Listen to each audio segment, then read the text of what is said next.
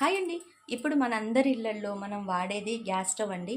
Gas stove, lighter common, mixie jar common, అలాగే కుర్చీ table common. ఈ కామన్ వర్డ్స్ ఉన్నాయి కదా, మరి అన్నీ పక్క పక్కన ఉంటాయి కదా. మరి అదేవిధంగా లైటరు, గ్యాస్ స్టవ్ ఇలా పక్క పక్కనే ఇలా పెట్టేసేసుకుంటూ ఉంటాం కదా.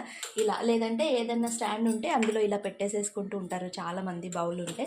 అయితే ఈ లైటర్కి అలా లేని వాళ్ళకి, అలాంటి ఫెసిలిటీ లేని వాళ్ళకి ఈ స్టవ్లోనే మనకు ఒక చిన్న ఆప్షన్ ఉందండి. మీరు ఎప్పుడైనా అది గమనించి ఉంటే తప్పకుండా కామెంట్ చేయండి. ఏంటి ఆప్షన్ అంటే చూపిస్తాను చూడండి.